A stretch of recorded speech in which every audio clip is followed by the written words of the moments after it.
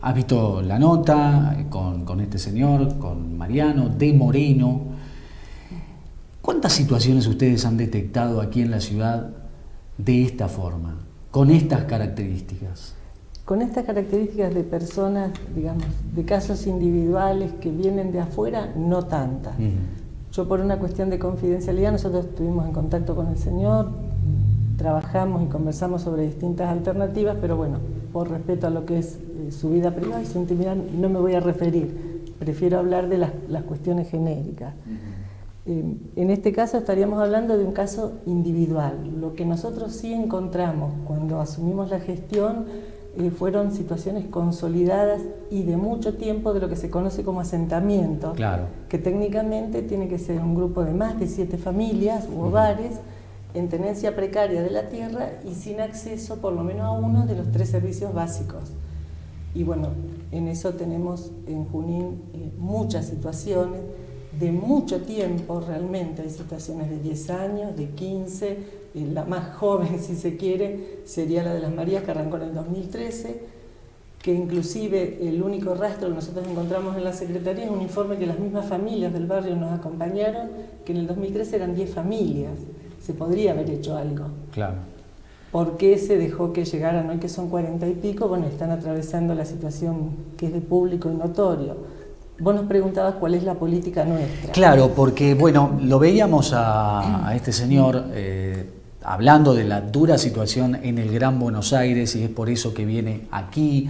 Todavía tiene la familia allí, tiene la idea de quedarse en Junín. ¿Cómo se maneja este tipo de situaciones? Porque ese lugar donde está es un terreno que es un terreno privado o es un terreno fiscal. Y es lo que, bueno, ahora estamos tratando de ver a través de Catastro, porque según eso es cuáles son las líneas de intervención desde lo legal. Claro. Nosotros, yo te decía, encontramos situaciones que son consolidadas en el tiempo. Entonces, para eso tenemos un tipo de intervención, porque hay hay sentencias judiciales, hay procesos en trámites, hay derechos de las familias a veces consolidados por el transcurso del tiempo y el derecho los reconoce. Lo que sí nosotros tenemos como una política pública, que no va a ser la intrusión o la usurpación el mecanismo para tener derecho a tener una vivienda. Porque si nosotros habilitamos ese mecanismo, estaríamos siendo muy injustos con la gente que hace un esfuerzo muy grande para tener su lote, con el que hace un esfuerzo muy grande para alquilar, con el que hace un esfuerzo muy grande y vive en lo de los suegros, en lo de los padres, en lo de un familiar. Entonces realmente tenemos que tener un criterio, y es ese. No puede ser una situación fuera del derecho que habilite para tener acceso a un derecho. Entonces la usurpación no va a ser un mecanismo. Nosotros, con los asentamientos que nos encontramos, que la verdad que yo había momentos cuando empecé otra vez a caminar Junín, yo hacía como 10 años que había dejado de ejercer el trabajo social, la verdad que me sentía, parecía que había rejuvenecido, que estaba haciendo la práctica en la Villa 31 de Retiro, en otra escala, pero ese tipo, o sea, personas en Junín viviendo una precariedad absoluta.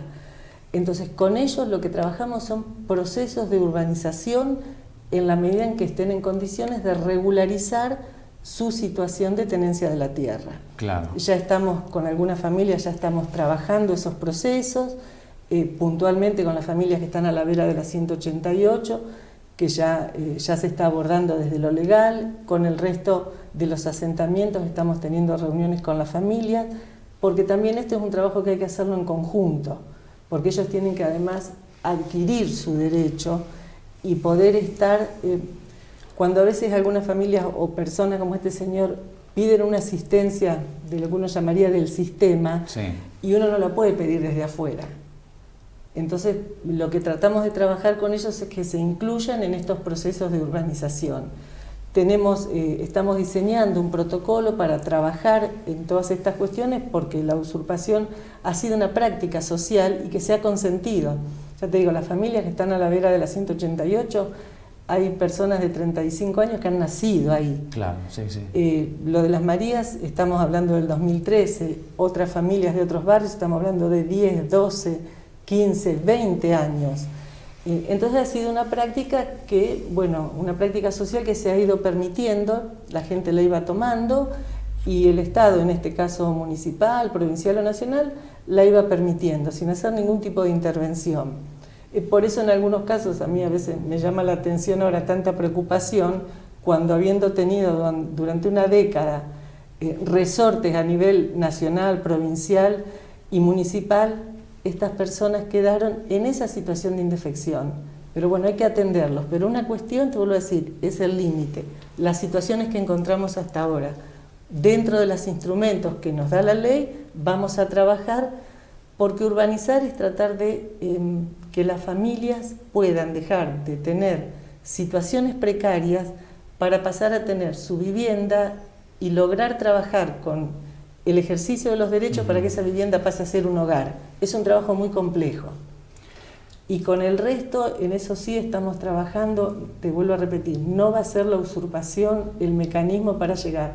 Nosotros tenemos otras maneras, trabajamos con la gente, hablamos, de hecho hemos tenido algunas situaciones, hemos tenido reuniones con las familias, con las personas, individualmente, por grupo, y bueno, estamos dándole distintas herramientas. Claro, está clara la posición del gobierno local, que está también en línea con lo que pasa en Capital Federal, la urbanización de las villas, es la misma línea de pensamiento. Es que los cantores nos encontramos por la tonada, digamos, no es que hubo un acuerdo, sino que naturalmente ese es el mecanismo que nosotros entendemos que hay que trabajar. Hoy que tanto se habla de pobreza, la pobreza es por ingresos. No apareció de repente, eso, estamos de acuerdo todos. No, pero además la pobreza es por ingresos, pero también es por vulnerabilidad de derechos. Muchas familias a veces están con el ingreso ahí, un poquito más, un poquito menos, salen de la indigencia, entran, salen de la pobreza, entran.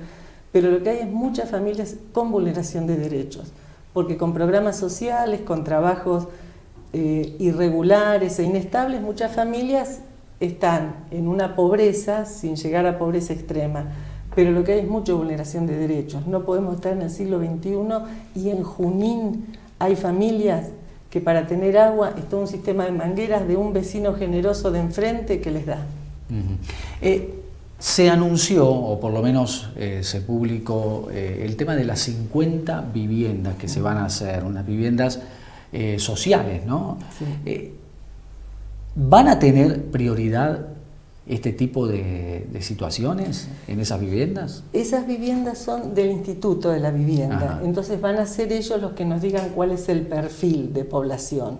Nosotros igual estamos tratando de diseñar distintas alternativas, tratando de considerar la franja poblacional que, sin estar en los de mayor vulnerabilidad, tampoco califican a veces para un procrear. Entonces estamos viendo algunas alternativas para ellos y estamos viendo otras alternativas para familias que van a demandar la entrega a lo mejor de un lote fiscal y queremos volver a diseñar y a poner en marcha los procesos de autoconstrucción. Claro.